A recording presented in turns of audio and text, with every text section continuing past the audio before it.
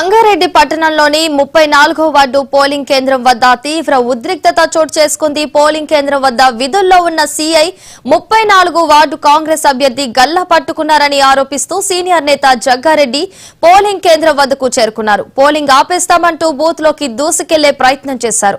ఈ క్రమంలో పోలీసులు జగ్గారెడ్డికి మధ్య వాగ్వాదం తోపులాట జరిగింది. బీఆర్ఎస్ అభ్యర్థి రిగ్గింగ్ కు సీఐ సహకరిస్తున్నారని జగ్గారెడ్డి మండిపడ్డారు. సీఐని సస్పెండ్ చేయకపోతే ఎన్నికలు బహిష్కరిస్తామని హెచ్చరించారు. కానీ ఈ సీఐతో పాటు ఇంకా ఇద్దరున్నారు. ఇంక మీటింగ్ ఎస్పీ ఆఫీసులు ఉన్నారు. వాళ్ళు కూడా ఏంది సార్ ఇదంతా? నా మైండ్ ఖరాబ్ చేసారు, మూడు ఖరాబ్ చేసారు. నేను ప్రశాంతంగా మా వాళ్ళతో రూమ్ లో కూర్చొని మాట్లాడుతున్నా. నాకు ఇడిదాకా వచ్చినట్టు చేసిండు. ఏమైతే సార్ నెక్స్ట్ గవర్నమెంట్ ఇవ్వడానికి వస్తుంది. మాది రాదనుకో, రాకపోతే మాది సార్ ఇప్పుడు 3 ఏళ్ళు నేను ఉంటా.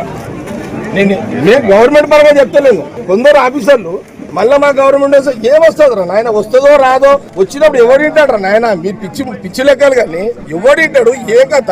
నన్ను మంచిగా ప్రశాంతంగా ఎలక్షన్ క్యాంపెయిన్ చేస్తాడు. టీఆర్ఎస్ బుద్ధి పోలేదు అవా నీకు? నువ్వేమనుకుంటున్నావా?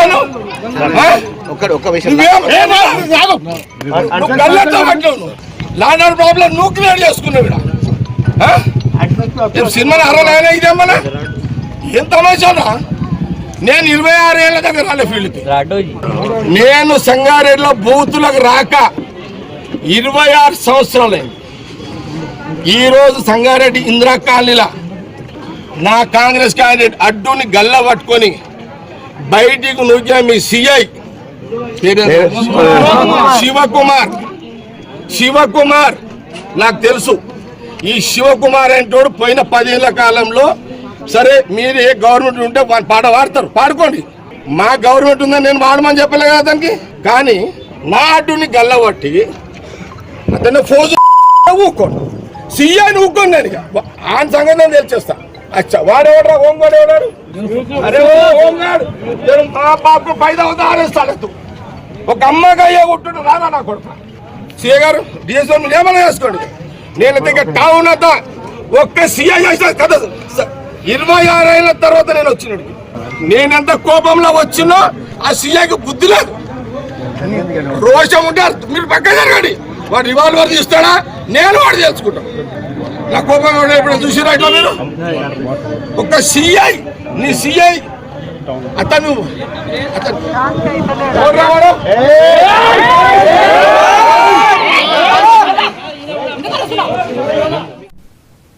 సంగారెడ్డి పట్టణంలోని 34వ వార్డు పోలింగ్ కేంద్రం వద్ద తీవ్ర ఉద్రిక్తత చోటు చేసుకుంది. ఇదే అంశానికి సంబంధించి మరింత సమాచారాన్ని మా ప్రతినిధి రామ్ నరేష్ లైవ్ లో అందిస్తారు. రామ్ నరేష్ చెప్పండి.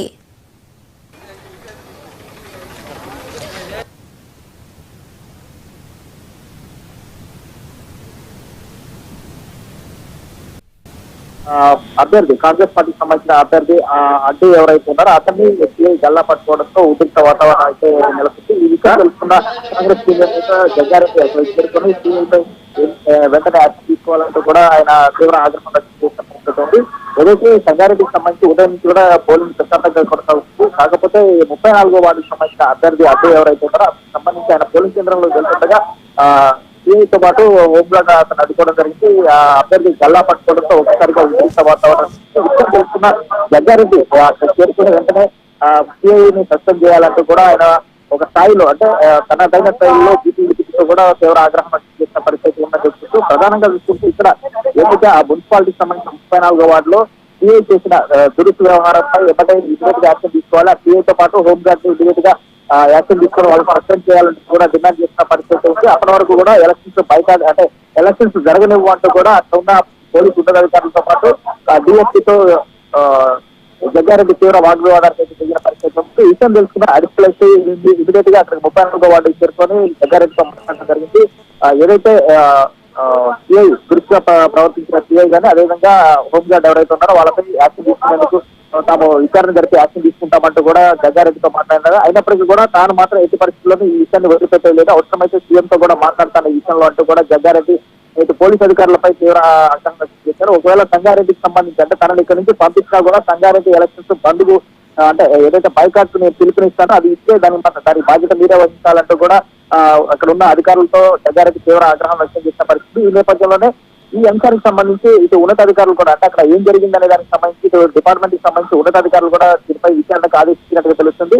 మొత్తంగా ఇప్పుడు ఏదైతే మున్సిపల్ ఎన్నికలు రాష్ట్ర వ్యాప్తంగా జరుగుతున్న మున్సిపల్ ఎన్నికల్లో చిత్రమధుర ఘటన మినహా ప్రశాంతంగా కొనసాగుతుంది. చివరి గంటకు చేరుకున్న నేపథ్యంలోనే ఈ మున్సిపల్ ఎన్నికలకు సంబంధించి అంటే 5 గంటలకు పోలింగ్ ముగిసిన నేపథ్యంలో చివరి అంకంలో కొన్ని చోట్ల ఉద్రిక్త వాతావరణాలు అయితే కొనసాగుతున్నాయని చెప్పొచ్చు. ప్రధానంగా చూసుకుంటే ఉదయం నుంచి కూడా దాదాపు ఒక 4 నుంచి 5 మున్సిపాలిటీల్లో మాత్రం ఇటు ఉద్రిక్త వాతావరణాలు అయితే కొనసాగుతున్నాయి. ఎందుకంటే ఈ డబ్బులు పంపకానికి సంబంధించి పార్టీల మధ్య ఘర్షణ చోటు చేసుకోవడంతో అక్కడ వాళ్ళని అదుపు చేయడానికి పోలీసులు పలుమార్లు లాఠీచార్జ్ చేయాల్సిన పరిస్థితి. అయితే సంగారెడ్డిలో మాత్రం ఒక్కసారిగా అంటే ఉదయం నుంచి ప్రశాంతంగా జరిగిన సంగారెడ్డి ఎన్నికలు మాత్రం ఒక్కసారిగా 34వ వార్డులో ఏదైతే జరిగిందో ఇన్సిడెంట్ తో ఒక్కసారిగా ఉద్రిక్త వాతావరణం అయితే మారింది. దీంతో అదనపు బలగాలను అక్కడ మోహరించడం జరిగింది. సంగారెడ్డిని శాంతింపజేయడానికి పోలీసులు అధికారులు చాలా ఇబ్బంది పడాల్సిన పరిస్థితి ఉంది. అయితే ఈ విషయాన్ని ఇంతటితో వదిలే ప్రసక్తి లేదు. ఆ సిఐపై మాత్రం ఇమీడియట్ గా యాక్షన్ తీసుకోవాలి. అదేవిధంగా బీఆర్ఎస్ పార్టీకి సంబంధించిన నేతలతో ఆయన కుమ్మక్కయ్యారంటూ కూడా ఆగ్రహం వ్యక్తం చేశారు.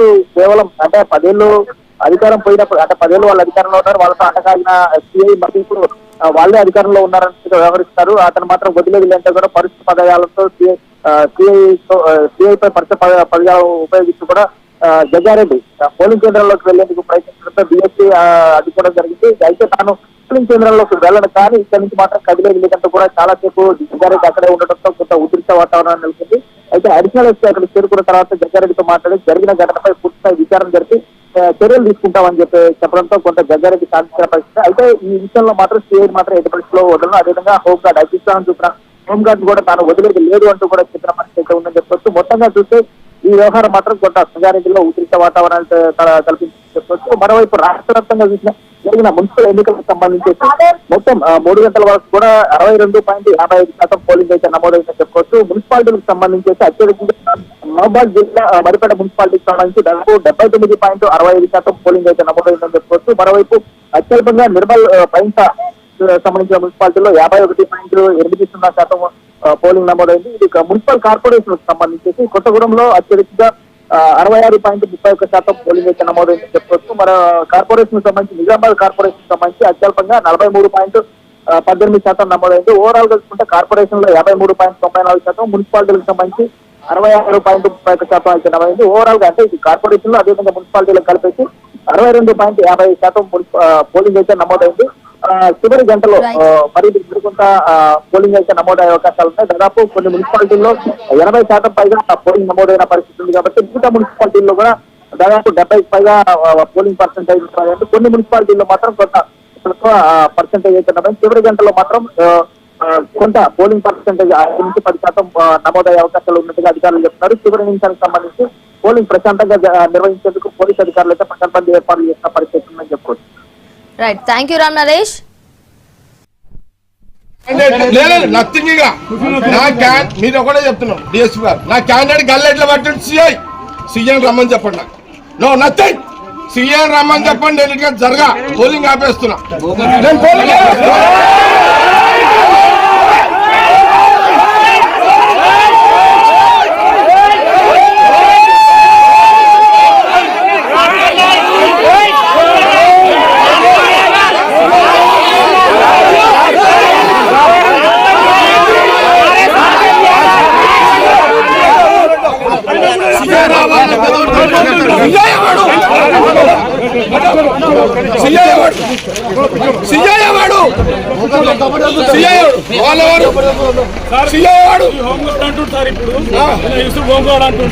ఏం చేస్తాడు?